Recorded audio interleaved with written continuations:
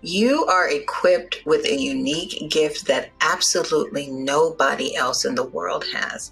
Guess what? If you can't figure it out by yourself, what it is that makes you unique, the fact that you have the name that you have and your age and the situation, it doesn't matter. That's what makes you unique. So walk in that, walk in faith that you are uniquely equipped to do something that no one else can do the way you do it. And so be that representation, be that, be that presence. Have faith in yourself and whoever your supreme being is. Hello and welcome to When the Moment Chooses You, the new podcast. And I am your host, Coach Charlene, and I am so excited today to bring on a wonderful trailblazer and change agent, Ije. And I'm going to tell you all about Ije in just a moment. But Ije, how are you doing? I am fantastic. I am so happy to be here with you. I'm excited about this conversation and where this is going to take us. And so happy that you are doing this and giving this exposure to so many people and starting these conversations. So I'm excited to be here, Charlene. Okay, great. Well, I am going to read all of your greatness. I hope you don't mind. Dear. Not a need, but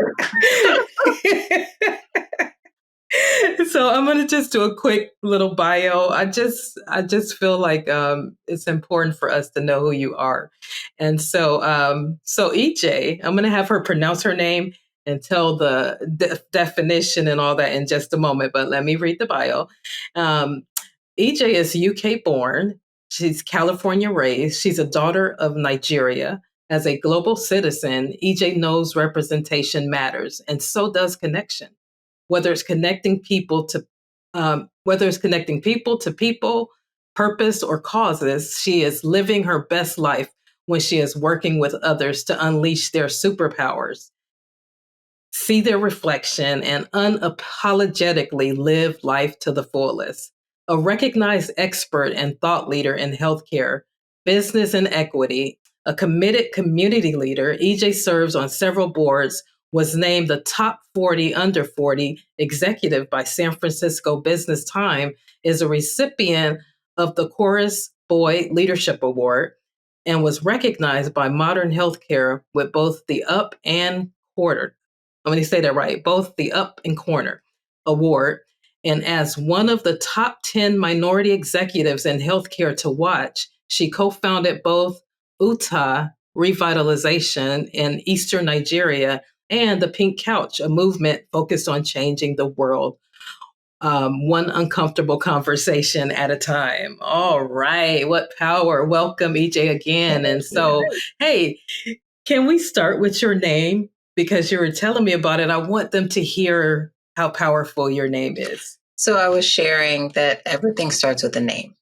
And so my name, my first name, Ije Enu, or I go by Ije, which is IJE, but Ije Enu is a Nigerian name, Igbo language, and it means the journey or the journey of life. And so, when I think about my life and how my parents named me, this life is a journey, a continuous journey, one of which you never arrive, but you continue to grow and you continue to seek what comes next. Yeah, absolutely. Beautiful. I love that. And definitely, we are going to go on a journey today. And I think you guys are going to be inspired like never before. And here we do have compassionate, courageous conversations. So I was so excited to read your bio and see that you actually specialize in those uncomfortable conversations. And so Truly. I'm going to start out though.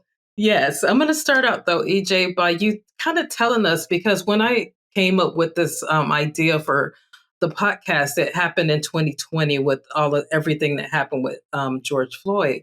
And so what I heard in my spirit was what you do in this moment will determine your destiny and dictate your future. And so I believe that there's destiny moments that call us into them. I mean, we don't necessarily choose them, but they choose us to speak up, to transform, to disrupt, to do something. And so let's talk about your moment. And I know you probably have had several, But whatever you're willing to share with us about your moment, we would love to hear that. I'm going to share two moments. One, because, people think you need to have this life altering, changing, epiphany in life. And that's when, the angels sing and you get your message and doesn't always happen that way. Right. So I had one of the moments that found me. It was really a simple moment. I had been doing a particular role. I had been matrixed out to go out and do some work. I was actually working in Washington, D.C. On contract. So I was flying back and forth every week. And the work had finally, had kind of come to a handoff point, right? So it built this infrastructure, built this team, built this, this whole thing. And I was like, okay, great. Well, my assignment is over. And at which time the leadership there said, oh, well, you've created a job for yourself. So when are you starting? Awesome. No. I'm a California girl. I don't do snow. I don't do cold. I wear sandals 12 months out of the year, right? So I went down this path, literally like this spiral where it was, I don't know anybody in DC. I don't know this area. I've actually created this, this thing, but I don't really know how to do it. I've just created the infrastructure to, to cast it forward. And I really went through this spin of, what am I going to do? How am I going to do this? What if it doesn't work? What if I fail? What if I just spiraling? And I remember having a conversation with my father. And I was saying, Daddy, and I am a daddy's girl. Daddy, what do I do? I didn't actually ask him, what do I do? I just said, I started telling him all this, and I'm spiraling. He's like, are you finished? I said, for now, yes, I am. He said, okay. If it doesn't work and you don't like it, you come home and you figure out what you do next. Okay. Done. 2 weeks later, wow. I was packing up my house and moving to the East Coast. But and I say that to say, when the moment finds you, we spiral, we create these scenarios that become bigger than life in our heads. And I had created this bigger life situation in my head that wasn't real. And it never dawned on me, and all the spin that I was doing. And I consider myself a pretty intelligent gal, right? It never dawned on me, oh, you don't like it. You just, you don't have to stay there. Stop. That's awesome. And come home and figure out what's next.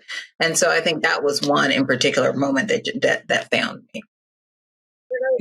When you talked about spiraling, why do you think we do that? Because and I will speak for me, not for the world. And I am the queen of let's have those uncomfortable conversations, because if we don't, we're not going to get anywhere. We spiral because we get caught up in a narrative that we create for ourselves, about ourselves, and by ourselves. And we don't allow, either for fear or for any number of reasons, we don't allow ourselves to share any of those pieces outside of ourselves. And so therefore, you're having a narrative with yourself. So of course you're going to spin, because there's nobody to bounce ideas off of. Yes. And so, it's funny, because in order to get out of a spiral, you have to allow yourself to be vulnerable, which is part of the reason why people spiral, because they don't want to be vulnerable and expose themselves. So yeah, absolutely. That's wonderful, because I was even thinking about, I had so many, total spiral with this podcast, because I start thinking about, wait a minute, you don't have an audience. What are you talking about? Just that whole thing, I had to shut myself up and say, hey, what if? Mm-hmm. What if you do it and then people start actually listening, and then they actually are? So thank you for that. And I'll offer you this. What if one person listens, and that's the one person who needs exactly the message that you're offering at that time? Absolutely. It's worth it. So I love that. It is absolutely worth it. That makes me think about something I heard you say a while back, Ije, and I never forgot it. You said that you can be a masterpiece and a work in progress all at the same time. And I thought that was so profound. So what does that mean to you? Like you shared that. And for me, it's if you are on a path of always growing and learning and seeking to be better, you're never going to be an expert at everything. You can't be an expert at that new thing because you don't know it. So if you limit yourself to saying, I can only be a I want to be a masterpiece, I can only be extraordinary. Well, you can be extraordinary. You can. But you can also be working on yourself. And those two parts of you can mutually coexist. And it's a beautiful thing. It's a beautiful Yeah, thing. absolutely. Yeah, absolutely. So tell us about the second moment that you talked about. So the second moment is a bit heavier than the first moment.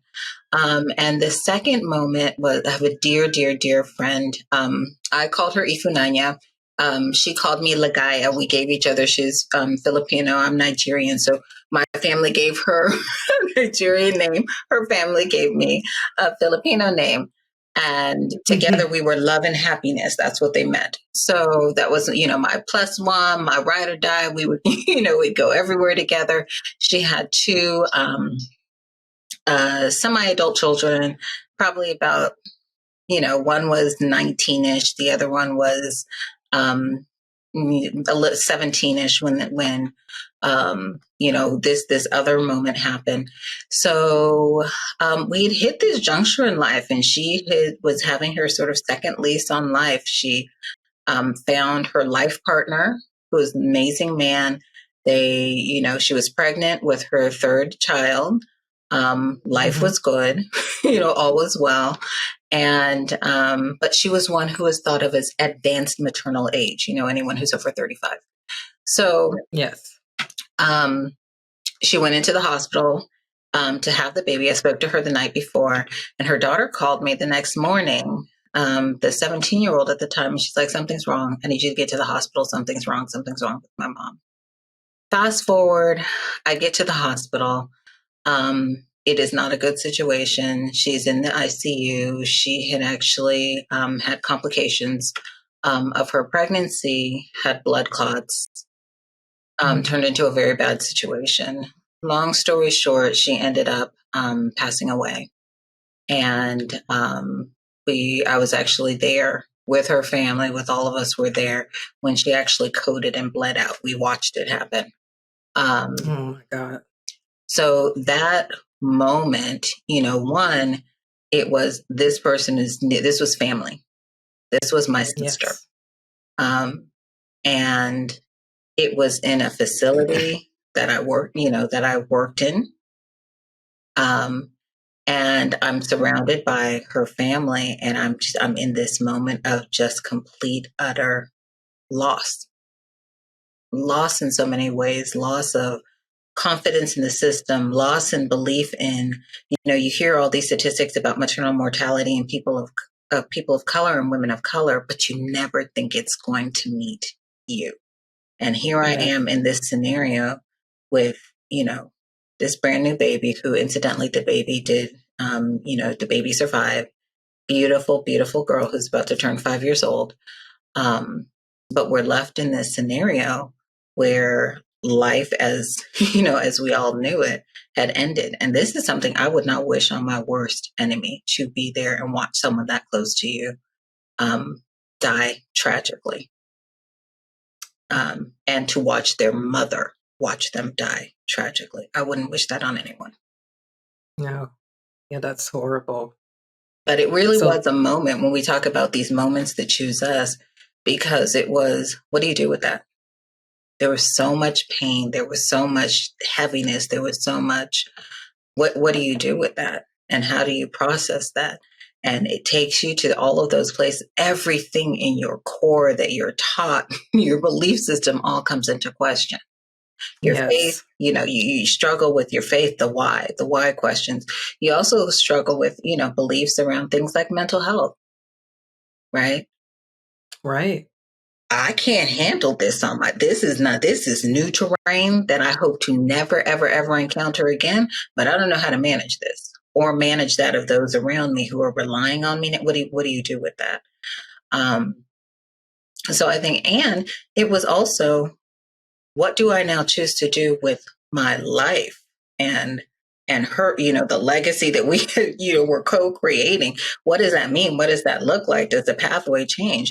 And so it really was a moment for me where it was lots of life decisions were made, just in terms of my focus, my passion, quite frankly, cutting out the BS and some of the conversations that are had where this is irrelevant, this isn't important, I'm not spending my time. And if we're not about having real conversations that leads to real action, I'm not interested in lending my time or energy. Yeah. And when you say real conversation, so that situation, that moment caused you to really ask those questions and provoke and disrupt systems, it sounds like. And so what are some of the things that you were able to do from that moment? What did it push you into doing after you, of course, got over the trauma, which I don't think you ever get over it when there's somebody that dear and someone that close to you that passes on. But what kind of what shifted you and made you, and what did you start doing? I'm glad you say that, because you don't get over the trauma. No. You learn how to cope, you learn how to manage, you learn how to take things day by day, moment by moment. Um, but I think there were a few things. One, helping and having conversations with families to learn how to advocate for themselves and for their other family members, right? Um, Yes. if you have a feeling or you question something about I don't care who you were talking to, I don't care, a doctor is not God, a nurse is not God, right? Right. You have the right, it is your body, right? You have the right to advocate for yourself, ask for another opinion, ask, for express what you are feeling and what you're going through, and demand to be heard as a patient. And so I think one thing is really, really helping people advocate both for themselves and for their family members, with the understanding that it's not a nice to have, that's an expectation.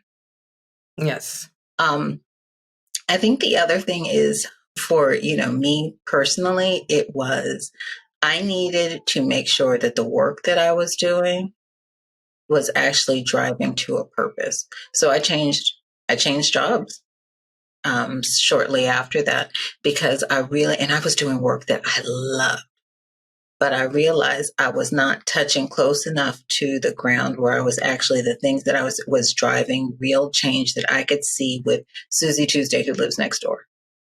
And so it Yes. was important for me, that I had to turn the tables on that for myself. And so, yeah, I could do the grandiose and big picture and all of those things, but I also needed to be able to do things that were impacting the economy and economics and equity and all of those things. And so, I had a career, I had a job change, big job change. Um, and it also was a catalyst to start to partner with some other girlfriends of mine. We had a really, really tight knit group of girlfriends. And a few of us sort of, we said, what do we do with this? What do we do with this? Because there's so much here that doesn't get discussed, which also caused us to create a forum where we could raise these issues, any issues. Let's have uncomfortable conversations, because that's what we all used Yes. to do. We used to sit on a couch, one of our girlfriends' couches, or laying, everybody, all seven of us are laid up in somebody's bed, and we're talking. But we're talking real talk. And that's where I go back to, it is important to have those real conversations. I'm talking conversations about human trafficking, conversations about suicide, conversations about sexuality, conversations about race and discrimination and equity, conversations about law enforcement. So it's, everything is on the table. It is, but how do you have the conversation, and not just talk for talk's sake, but talk with a bias towards action? What's the so what? What are you going to do about it? Absolutely. Yes, because I know for me for years, because I'm in maternal child and I've been there for 22 years. Mhm. And for some reason, 2020 made me speak up more than I've ever spoke up before. And so I think you're right. But people are uncomfortable having conversations. Mm-hmm. But when you start having these conversations, I'm just like straight up like, you know what? I have been uncomfortable my whole life. Mm-hmm. And so I don't mind making other people uncomfortable, especially when we talk about, well, I mean, that young, your friend, that's a nation Right. that's no longer with us. So we can't not, we have to have these conversations. So I really appreciate you for that. And What are I some was of the just going other, to add oh, with go right ahead. one other thing. You said you don't want to. You want to continue to have these conversations. Um, what I found is, and 2020 was a big year, a catalyst for many other things, but really people finding their voice. And 2020, I think, was the year, another moment where it was, your discomfort is not my mute button. Come on. Right? I love it. That's not. I mean, your discomfort is not my situation. That's your situation. That's not for me to manage or to deal with. If I'm coming in truth, then that's what I'm going to live in, truth.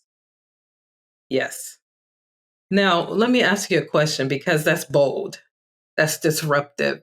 So, have you found that in your environment, people are uncomfortable with the boldness, with the brilliance, with the power that you speak from? Yes.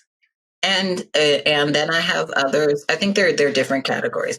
I think there are people who are incredibly uncomfortable, and so when I come in a room, they're like, "Oh God, I don't know where she's gonna go. I don't know where she's gonna go. I don't know what you're gonna raise. I don't, and that's fine. And I can see it on their faces, so that's fine, and that's one group. I think there is another group that is the complete other end that we're like, you know what, speak truth. I want to Yes. hear it. If you trust me enough to speak your truth to me, then I'm going to hear, I'm going to listen to it. And if I'm bold enough to ask you your opinion, because that was another one, 2020, 2020, the filter came off because I was exhausted. And I was like, Yes. stop coming and asking me questions if you don't want to do anything about it. Yes. I don't have this. I don't have the stamina. I don't have it in me to continue to pour out into dead ground. So if this is not fertile ground, if you're not going to do anything with the conversation that I'm having with you, with the advice that I'm giving you, with the thought partnering that we're doing, I have no desire to have the conversation. We can just exchange niceties. And so that group was like, bring it, bring it. I love it. Right. And then you have the in between. And I think that's fine, where it's, they get uncomfortable, they work through it, or sometimes they're uncomfortable and it's like, I'm going to have to, have to step away on this one. This is too much for me. And that's okay. Right. Yes, absolutely.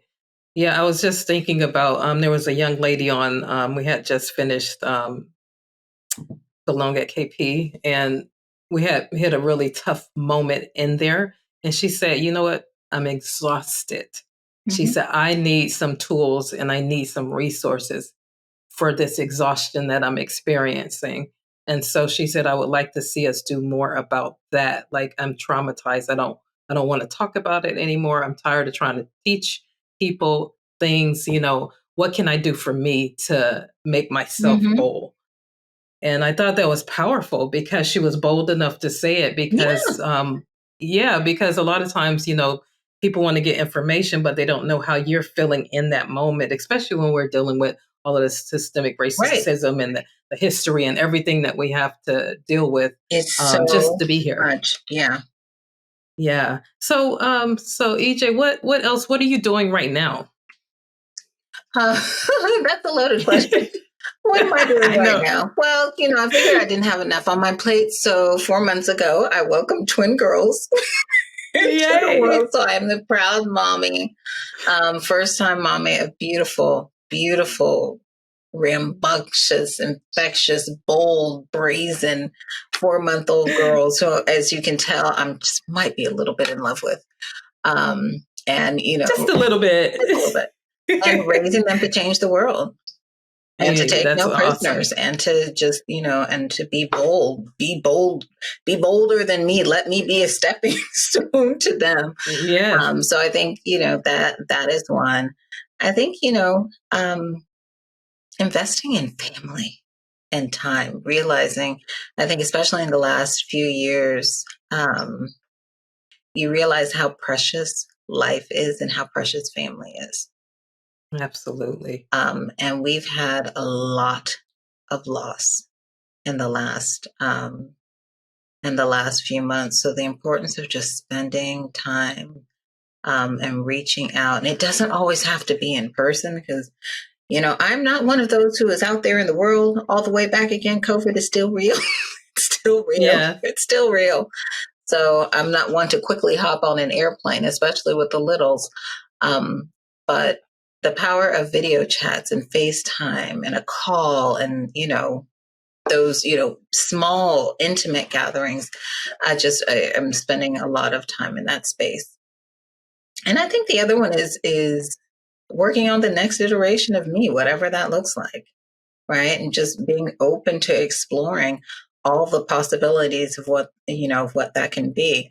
I had a conversation with someone, probably early on the pandemic, right before the pandemic started, and they were talking about, people try to build these careers and this 30-year trajectory, and what are you going to do over the course of 20 years? And so by year 5 I have to be here, and by year 15 I have to be here. And this person said, what if you reinvented yourself every 5 years? And you were doing, and I was like, reinvent yourself every 5. I'm telling you, that has been the most freeing conversation that I have had, where I can I'm working on learning a completely new skill set. That's wonderful. And why not? What prevents me? Absolutely nothing, except for that fear of failure. But guess what? I'm a work in progress. Wow, that's awesome. So, what would you advise anyone? I mean, especially you do a lot of work with women, correct? Mm-hmm. So, what would you say to somebody out there, like it could be a young person that's ready to accomplish something? What kind of advice would you give them so that they can be their best self? Um, so everything for me, 3s and 5s, because I like numbers of things that I can remember. Um, faith, fear, and joy. Right? Walk it. You are equipped with a unique gift that absolutely nobody else in the world has. Guess what? If you can't figure it out by yourself, what it is that makes you unique, the fact that you have the name that you have, and your age and the situation, it doesn't matter. That's what makes you unique. So walk in that. Walk in faith that you are uniquely equipped to do something that no one else can do the way you do it. And so be that representation, be that, be that presence. Have faith in yourself and whoever your supreme being is, right? That you're not going to be in a place that you can't turn away from. That's And awesome. that success, you will always find success. You just need to define what success means. And success That is sometimes really good. means I failed really fast, but I got back up. And that's success. That's wonderful because there's nobody that can duplicate your No fingerprint. one, no one. The other one, I would say fear. If you're not a little scared, you're not doing something right. You're not stretching yourself.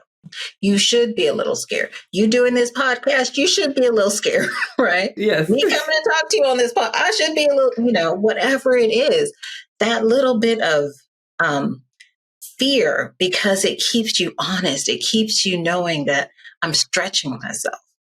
I'm not going over the ledge, but I'm stretching myself.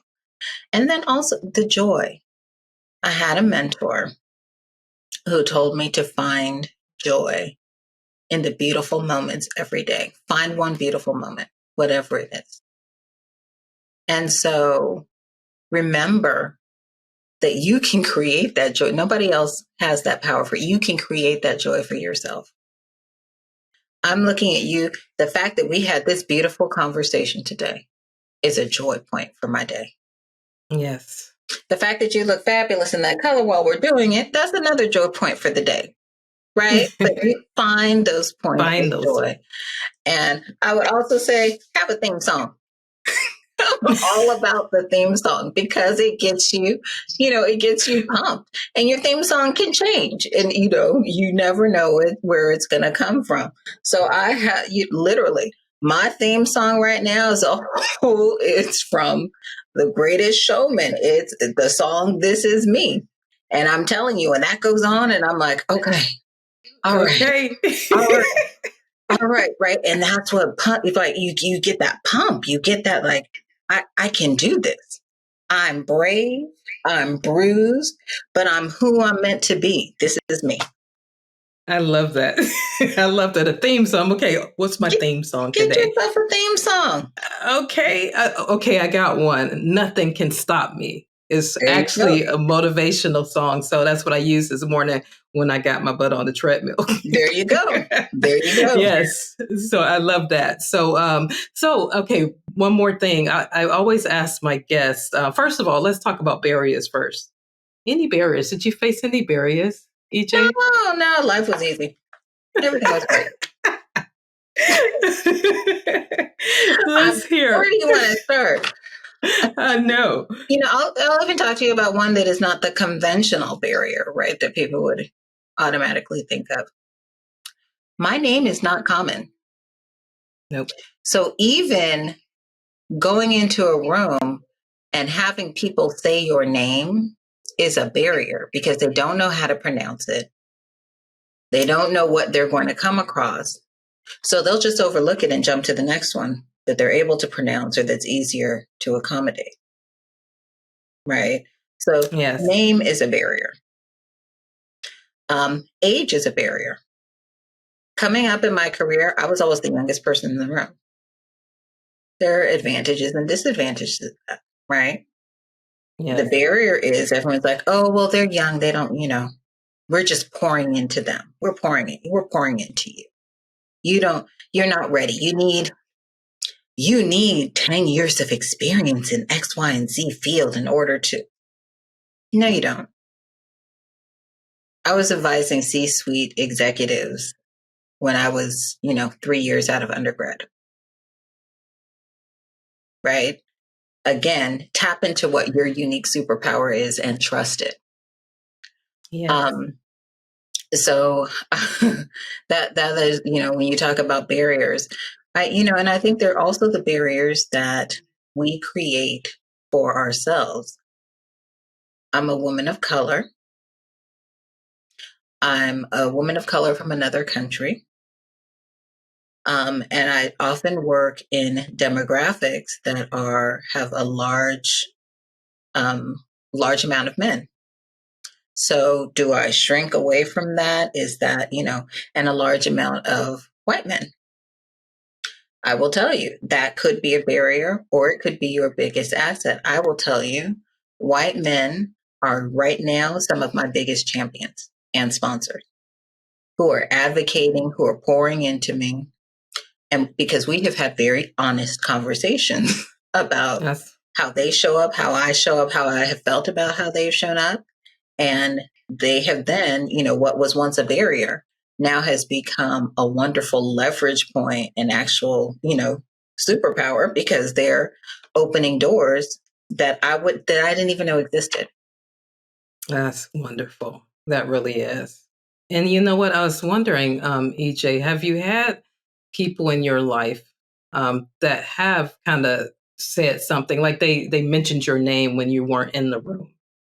You know what I mean? Like those mentors, because a lot of times those sponsors, just like you mentioned, as you were coming up through your career, were there always someone planted there, you think, that saw your greatness and said, you know what, I'm going to help her to get where she needs to be? Or did you just bulldoze and handle your business? No, I think it was a mix. It was definitely a mix.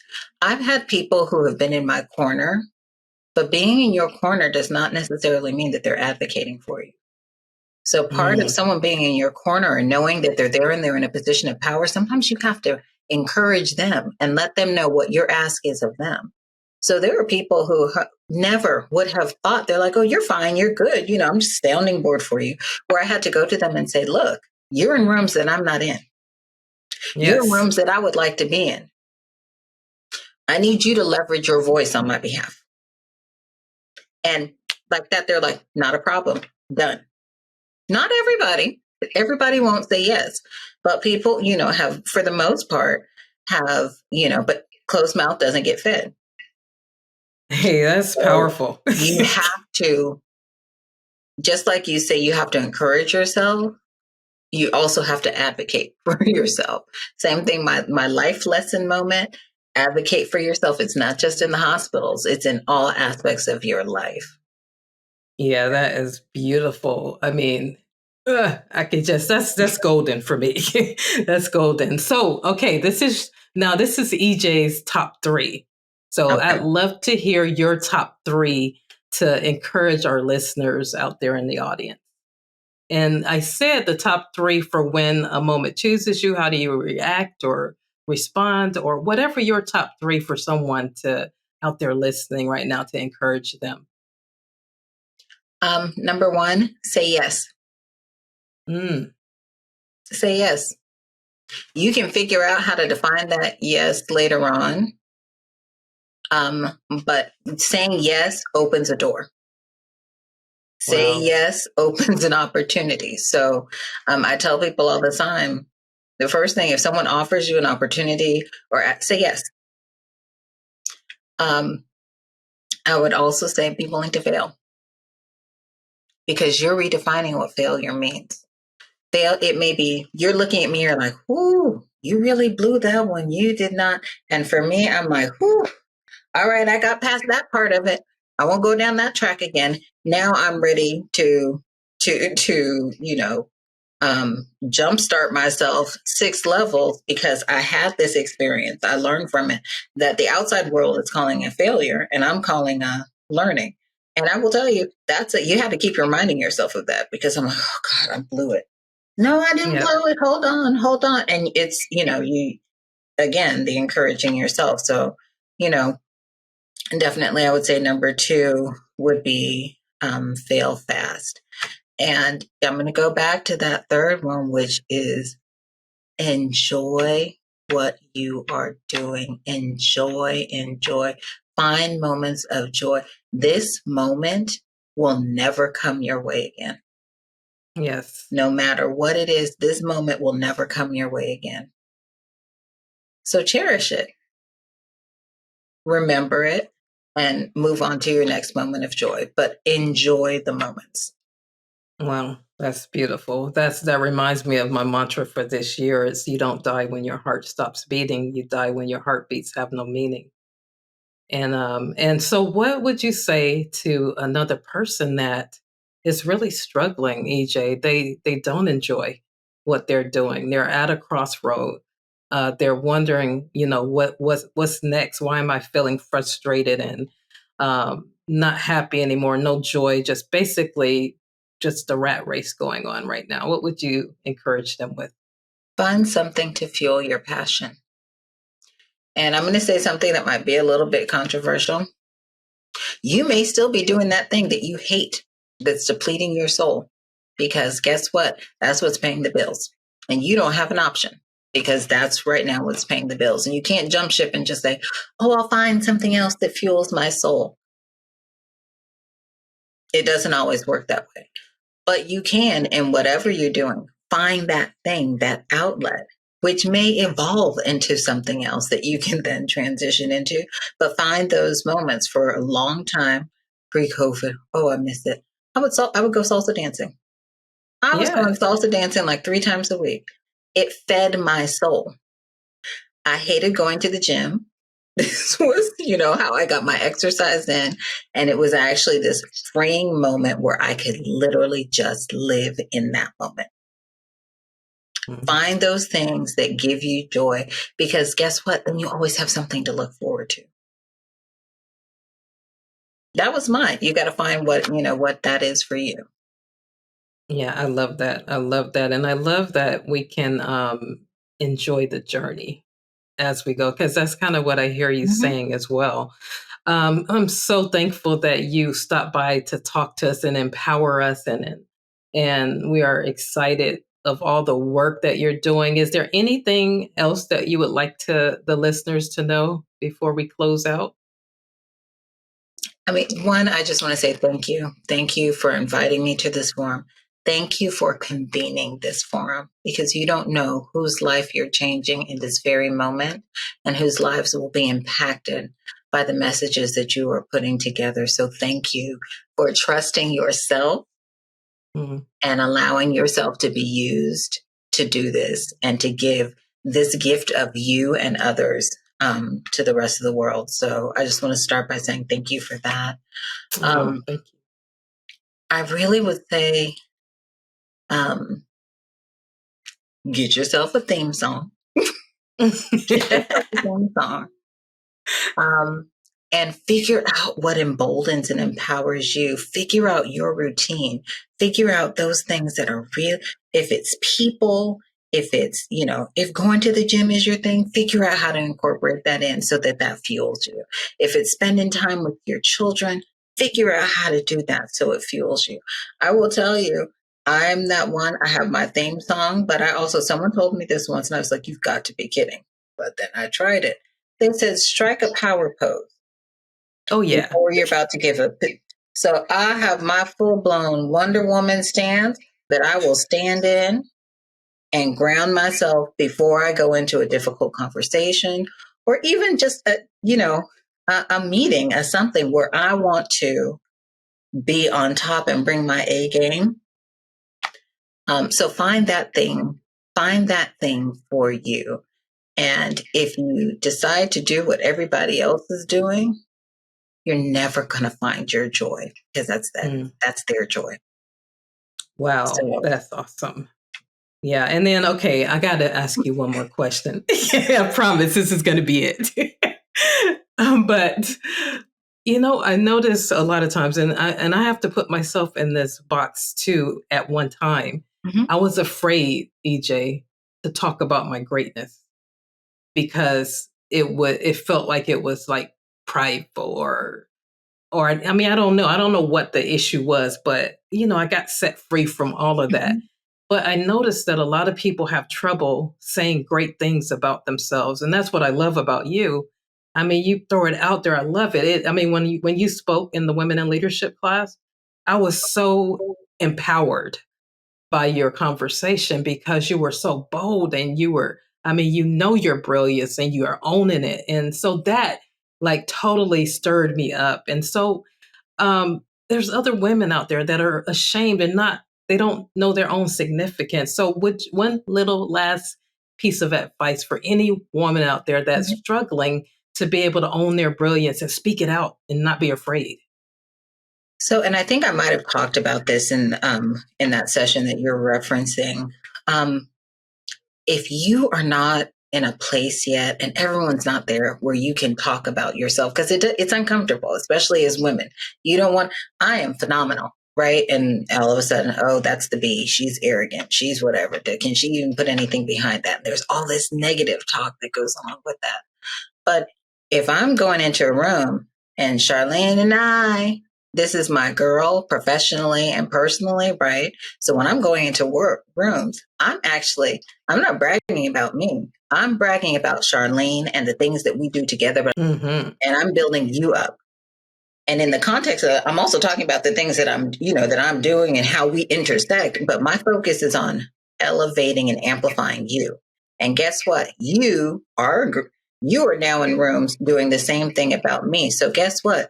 My greatness is now being known. And I don't have to be the one because I'm not comfortable to be the one talking about it, but it's out Yes. there. There are things that you can do until exercise that muscle and figure out your place and, telling your story. But with or without that, I make it a point. I am amplifying. And a lot of times it's women, but I amplify men as well. But I amplify at least 3 women a day, That's period. awesome. Doesn't matter. In some room, some outlet, I am speaking about another person, what they're doing, and bringing their name into the minds and the hearts of people that may not know them. And I would challenge you to do the same, because you are always in a room that someone else isn't in. It may not be the room that you want to be in, but it's a room that somebody else would give their left pinky to be in. Wow, that is awesome. Well, thank you so much, EJ, for being on the show. And thank you, listening audience, for sharing with us, because we create destiny moments because every heartbeat matters. So thank you so much, EJ, for being on the program, and we'll talk to you soon. Thank you so much. Take care. Okay, bye-bye.